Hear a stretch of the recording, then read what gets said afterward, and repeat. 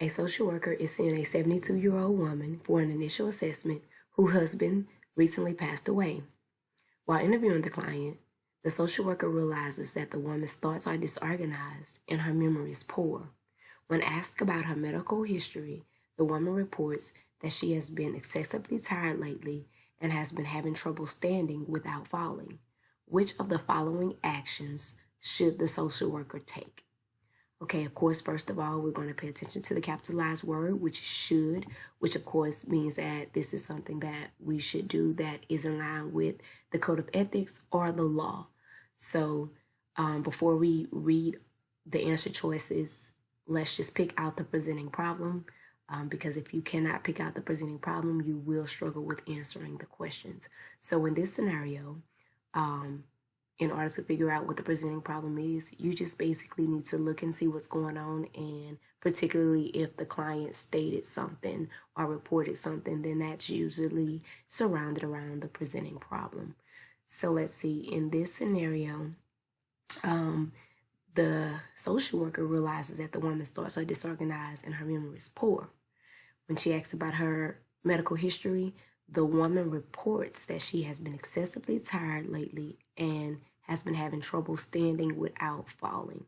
So I am going to designate that as the primary presenting problem. So now we want to know, what should the social worker do? Should the social worker A, refer the client for a neurological and medical examination? Yes, that's something she should do, but let's read the other responses to see what else, because there may be other things that the social worker should do as well. So we have to pick what is best for the client, the best possible answer for the client, even when there's more than one possible answer. So option B, should the social worker explain to the client that all of the symptoms are normal grief responses? I think this is something that the social worker should do, but if we're going to compare that to the presenting problem, which is what we should be doing when we're breaking down and answering these questions, then I don't think that that's a good answer choice, because we're trying to address the fact that she reported that she's excessively tired and she's been having trouble standing up with falling. So explaining to her that all of these symptoms are normal grief responses, that first of all, they are not necessarily normal grief responses. Being able to, a person who's grieving, it's not normal that they will have trouble standing without falling. So we can eliminate that. And this would attribute to your knowledge of you knowing what normal grief responses is in the grieving process. So option C, should the social worker diagnose the client with major depressive disorder?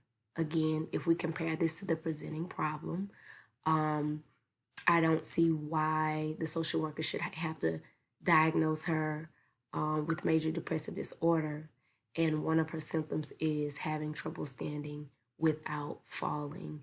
And there could be other reasons besides depression that she's experiencing this fatigue. So we can eliminate that one as well. Option D, should the social worker assume that the client is using substances to cope with her husband's death? Here, there is no indication that the client is using substances. So of course, big rule in social work, we do not want to assume, and it says verbatim here, assume. So to be honest, like that's a dead giveaway. That's definitely something that we don't want to do. We don't want to assume that the client is using substances to cope with our husband's death. We don't want to assume anything. So that leaves us with option A, refer the client for a neurological and medical examination. This just happened to be a good question where we didn't get stuck between two options. But to explain why we would do option A, the woman's symptoms include extreme tiredness, the inability to stand, disorganized thinking, poor memory, and all of these things can be explained, or they may be explained by a medical diagnosis. So the social worker should definitely refer her for a neurological exam to rule out any medical diagnoses before assuming that the symptoms are related to any type of mental illness. Because remember, we always address medical issues before mental health or cognitive issues.